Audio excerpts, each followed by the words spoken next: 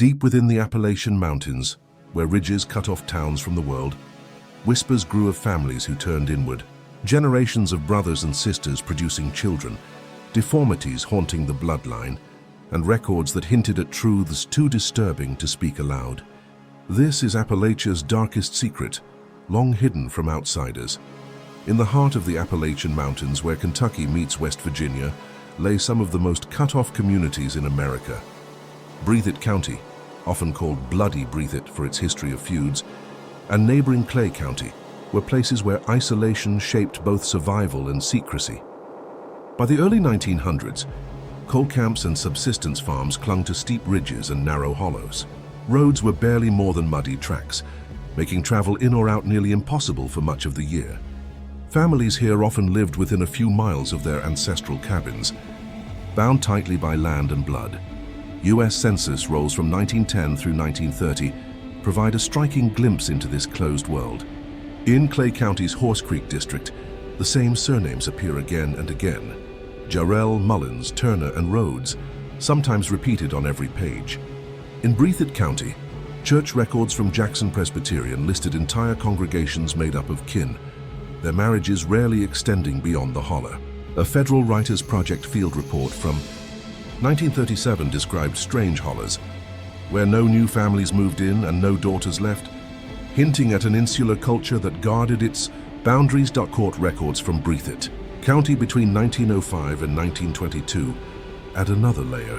Land inheritance cases show cousins battling each other in court over small mountain plots, never outsiders. In one 1911 dispute, Turner versus Turner, a judge remarked that the property has never been transferred beyond immediate blood relations. This legal language underscored a hidden truth. The land, like the families, remained sealed within the same bloodlines. Behind closed doors, midwives and doctors bore witness to consequences that outsiders rarely saw. Reports collected by Dr. Charles Holliday in Jackson noted several infants born with peculiar features and clubbed limbs, though families refused to allow follow-up examinations. In Appalachian culture, shame was often buried deeper than poverty itself. It was here, in this atmosphere of silence, poverty, and inherited secrecy, that the most disturbing truth began to take root. A hidden bloodline whispered about in sermons and rumors began to emerge. Its children, born from brothers and sisters, carried not only deformities, but also the weight of generations of incest hidden from the public eye. This was not just another Appalachian family struggling in isolation. This was a lineage marked by incest, one that neighbors spoke of only in hushed tones, fearing both judgment and retaliation. The disturbing truth of their children's parentage would eventually draw the gaze of doctors, journalists, and law enforcement. But in the early 20th century, it remained cloaked within the hollows of Appalachia, protected by silence, reinforced by blood. If isolation defined Breathitt County as a whole, the Turner family embodied it to its deepest degree. Among the hollows of Lost Creek, their homestead became synonymous with silence, secrecy, and suspicion. Court archives from Breathitt County show that in both 1898 and 1904, parcels of rugged farmland were transferred strictly within the Turner name, sometimes from father to son, other times to cousins or nephews, but never to outsiders. This created a closed circle of property ownership, reinforcing the family's insular lifestyle. By the 1920 census, the Turner household listed not only parents and children, but also relatives bearing surnames such as Combs and Barrett, names long intermarried with the Turners. In Lost Creek Hollow, as oral testimonies recorded decades later confirm, multiple families often occupied a single cabin. These arrangements blurred the boundaries of kinship, making the family tree both tangled and contained. School records between 1915 and 1925 further highlight the isolation. Attendance ledgers from the Lost Creek School show that several Turner children were frequently absent, sometimes listed as sick, other times needed for farm work. Yet neighbors later testified that illness was not always the cause. Margaret Noble, a woman who lived nearby and gave testimony to the Federal Writers Project in 1938, remembered, "The Turner girls seldom stepped outside, and no outsider was welcome past their porch." This detail captured the invisible barrier the family maintained against the broader community. Doctors noticed too.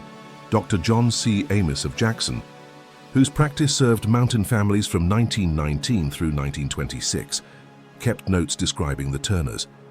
In his records, later archived in county health department files, he remarked on remarkable similarities among the siblings and recurring cases of congenital issues.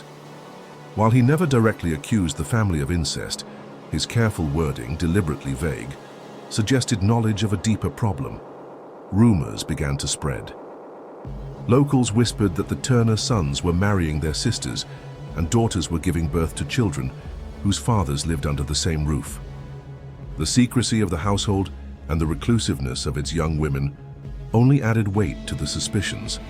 Family stories that survived into later decades reveal that the first cases of deformities appeared in children born around 1918 and 1920. Crossed eyes, sloped jaws, and speech impediments were among the traits recalled by neighbors. Within the hollow, silence became a shield. The Turner family spoke little of these matters, and outsiders were quickly discouraged from prying. Theirs was a hidden bloodline, one that grew more fragile and more tragic with each generation. Behind their closed doors, incest was not spoken of as crime or sin.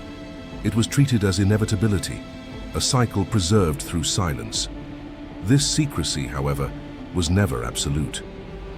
As the 1920s moved forward, fragments of the disturbing truth began to slip beyond the hollow. Ministers, doctors, and neighbors carried their unease in whispers. The community could no longer ignore what the children's faces made plain. By the mid-1920s, the silence surrounding the Turner family began to break. Not through gossip alone, but through official paperwork. Breathitt County's birth registers provide a striking pattern. In 1925, Mary Turner, aged 19, gave birth to a son at Lost Creek Hollow. The mother's name was recorded, yet the father's space remained conspicuously blank. 2 years later, in 1927, another record listed Clara Turner, a younger cousin, as the mother of an infant girl. Again, no father noted. The repetition was too deliberate to dismiss as clerical error. Local clerks began to comment quietly, noting that only families tied to the Turners seemed to omit paternal names so consistently. Medical records lend further weight to these suspicions. Files from the Kentucky Children's Home Society in 1928 described 2 Turner infants sent for evaluation. One was diagnosed with a cleft palate that impaired feeding, while another displayed profound speech difficulties from birth. Doctors reviewing the cases noted the likelihood of hereditary conditions associated with consanguinity. While never naming the father, the implication was unmistakable. The children were products of incest within the family's closed circle. Neighbors, too, could no longer ignore the visible signs. Sarah Barrett, whose family farm bordered Lost Creek Hollow, later gave an account to WPA field worker James R. Morris in 1939. Her words were blunt. "Them babies look too much like their uncles and too little like strangers." This testimony echoed what many in the hollow had quietly observed: physical traits passed too closely along kinship lines. The whispers reached beyond the hills. In 1931, the Lexington Herald published a vague but telling article about a mountain clan plagued by intermarriage and feeble-minded offspring. While the piece avoided naming the Turners, locals had little doubt who it referenced. Outsiders were now aware of what insiders had long suspected, that a hidden bloodline in Breathitt County was perpetuating deformities through incest. Yet, in the Turner household, there was no admission of wrongdoing. To them, keeping land and loyalty within the family justified choices others deemed abhorrent. Pastors in nearby Jackson grew uneasy, with some refusing to baptize Turner infants whose parentage could not be verified. Reverend Samuel White of the Baptist Church, recorded in private church minutes in 1932, wrote, "I could not lay my hand upon a child whose father and mother are the same blood, for fear of reproach upon the congregation." The taboo, once whispered only behind closed doors, had become undeniable. It was now etched into birth records, medical files, and even the sermons of local ministers. The disturbing truth of the inbred family was emerging, step by step, as both rumor and fact. What began as quiet suspicions in the hollow had grown into evidence impossible to ignore. By the early 1930s, the Turner family's secrecy could no longer be contained within Lost Creek Hollow. The children's appearances, pale skin, slack jaws, crossed eyes, and noticeable speech defects drew attention whenever they were seen in nearby Jackson or Hazard. Locals whispered in general stores and churchyards, careful never to speak too loudly, yet their words carried weight. Testimony preserved in WPA oral histories confirms how far the whispers spread. Margaret Noble, a farmer's wife from neighboring Breathitt Creek, told interviewer Clara Hensley in 1938, "You could tell them Turner young'uns right off. They had that same look, like their faces were carved from the same block of wood. Folks said their daddies were their own uncles." Such rumors were repeated in hushed tones, growing more elaborate with each retelling. Doctors, too, began making private remarks. Dr. John C. Amos, who had previously treated the Turners, noted in his 1933 patient ledger that several of the children exhibited familial deformities of hereditary origin. While his notes avoided explicitly naming incest, the implication was undeniable to medical professionals reviewing the files decades later. Even pastors and school teachers were caught in the middle. Reverend Andrew Fields of Jackson Baptist recalled in a 1934 letter that families from outside the Hollow often pressed him. "How can you baptize a child whose parents are kin? You bring shame to the pulpit." Meanwhile, schoolteacher Emma Lawson filed a quiet report to the Breathitt County Board of Education in 1935, describing the peculiar mental deficiencies of 2 Turner children enrolled for a single term. Her words hinted at intellectual disability tied to inbreeding, though no official inquiry followed. Local newspapers fueled speculation further. The Lexington Herald-Leader published another cryptic column in 1934, referencing an eastern Kentucky hollow where family lines have tangled for generations. The article, unsigned, avoided accusations of incest but described offspring unfit for work or schooling. Readers in Breathitt and Clay counties immediately connected the piece to the Turners. Yet, despite growing attention, no outsider dared to confront the family directly. The Turners were known for their fierce protection of their land, and kin from neighboring households reinforced their silence. To cross them risked retaliation in the form of threats or ostracism. Thus, the disturbing truth continued, hidden in plain sight. An inbred family whose hidden bloodline carried deformities, whispered about by doctors, preachers, and townsfolk, yet never spoken aloud in court. The stage was set for the next chapter, where medical emergencies and shocking incidents would force outsiders to intervene, breaking the silence that had protected the Turners for decades. By the late 1930s, the hidden bloodline of the Turner family could no longer remain confined to rumor. Medical crises began pulling their private world into public records. Breathitt County birth certificates between 1936 and 1939 showed a troubling pattern. 4 Turner children born without fathers listed. Their mothers, Mary, Clara, and Elizabeth Turner, were all known siblings within the same household.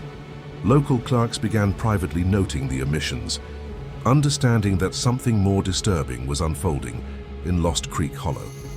One of the most revealing cases appeared in the records of the Kentucky Children's Home Society in Louisville. In 1937, a Turner infant was transferred there suffering from spina bifida, a birth defect often linked to consanguinity. The intake form listed only the mother, Mary Turner, age 19. The father's line was left blank. A handwritten note by caseworker Anna Reynolds read, "Suspected consanguineous parentage. Child exhibits spinal and cranial abnormalities." The child died before his first birthday, another silent tragedy added to the family's legacy. Doctors in nearby Jackson began encountering similar cases. In 1938, Dr. Hiram Bailey admitted a 6-year-old Turner boy to Charleston General Hospital after a coal stove accident. His chart, preserved in the hospital's 1938 admissions ledger, recorded more than just burns. Severe cleft palate, cross-eyed, delayed development, likely congenital. Bailey later told colleagues that he suspected incest but lacked the authority to intervene. Teachers, too, could not ignore what they witnessed. School records from 1939 reveal that 2 Turner children were briefly enrolled in the one-room Lost Creek schoolhouse. Teacher Emma Lawson, already wary from her earlier report, wrote in her attendance notes, Children unable to read letters struggled with basic words, often stared blankly when addressed. Distinct facial similarities between siblings. Within a year, the children were withdrawn from school under the claim of sickness. Even newspapers began reporting specific events. The Hazard Herald of April 1939 carried a small column about a mountain child born without sight, abandoned at a county hospital by kin, unwilling to claim the father. While the article avoided names, residents of Breathitt County connected it instantly to the Turner clan. By 1940, the combination of deformities, medical reports, and abandoned children forced whispers into the open. Local doctors, social workers, and even journalists began piecing together what had long been hidden.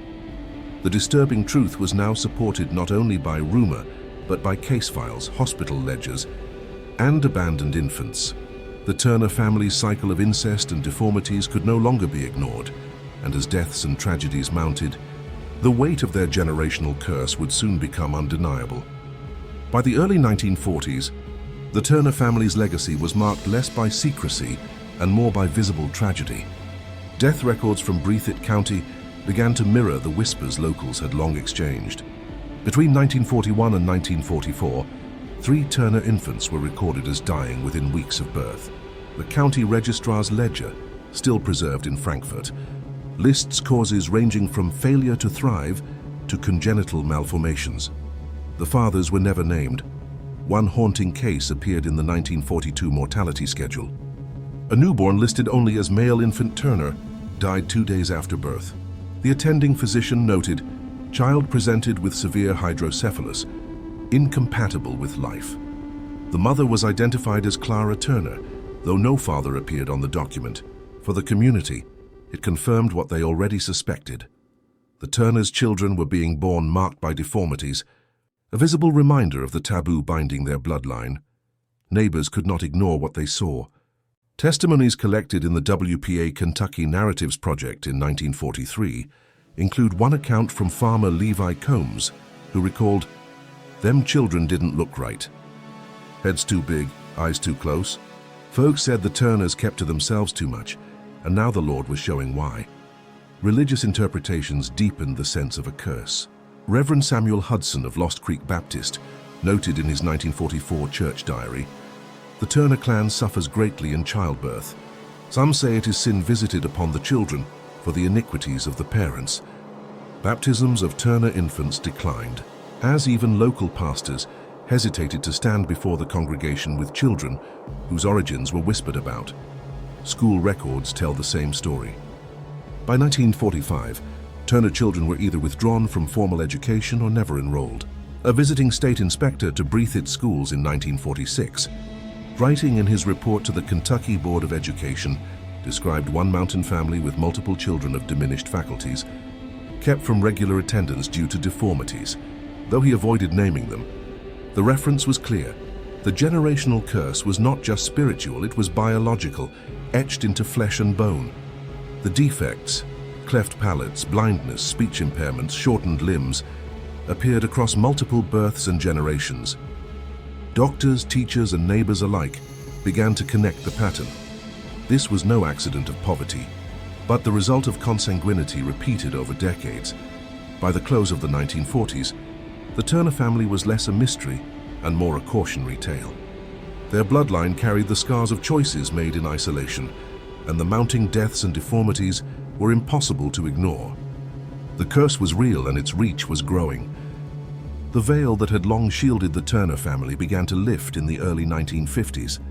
Outsiders, journalists, social workers, and county officials were drawn to Lost Creek Hollow, compelled by mounting evidence that the rumors surrounding the clan were no mere gossip.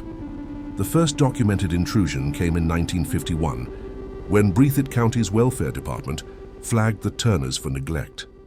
Caseworker Helen Whitaker, in a field report archived at the Kentucky Department for Libraries and Archives, described her visit.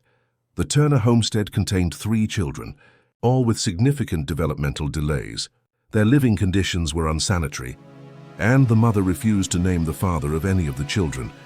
Whitaker's report included the striking note that the children bore remarkable resemblance to one another.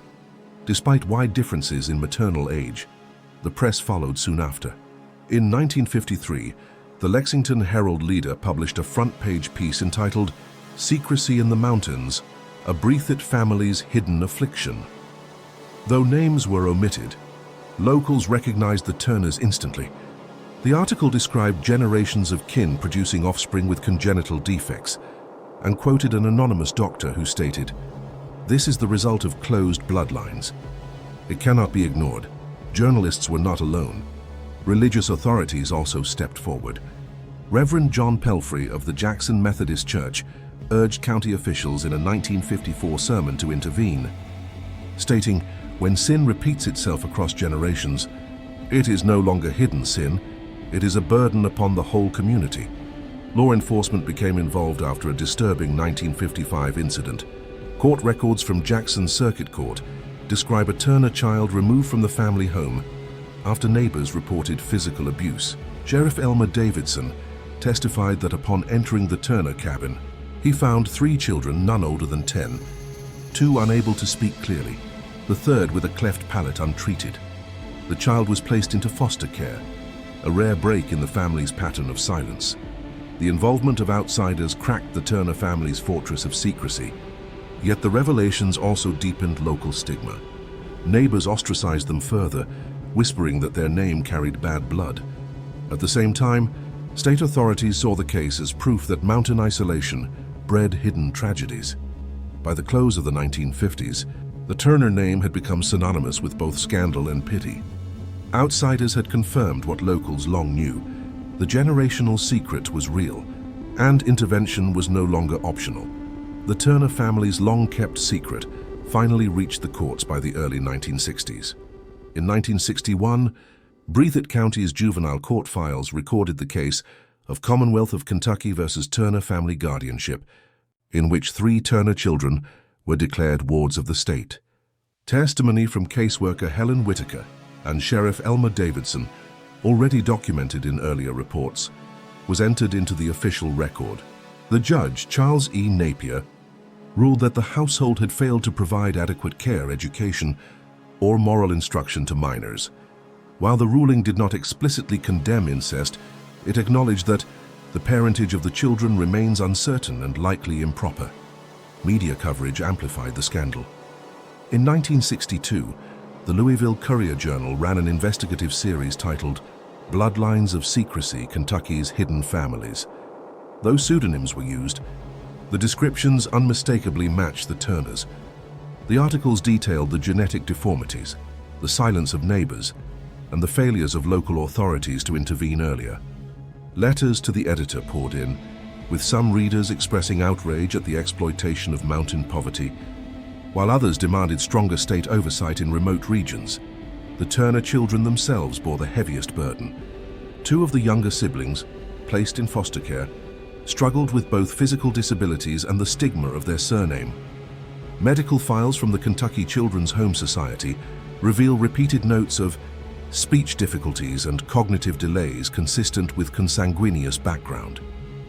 Older Turner relatives, meanwhile, refused to testify or admit wrongdoing, clinging to silence until their deaths. By the late 1960s, the family's presence in Lost Creek Hollow had dwindled. Some members moved away under assumed names, while others faded into obscurity. The homestead itself, recorded in Breathitt County property transfers in 1968, was sold at auction to pay back taxes. Neighbors recalled to oral historians in the 1970s that the old Turner place stood empty, its windows boarded, a place no one wanted to buy. The legacy, however, lingered.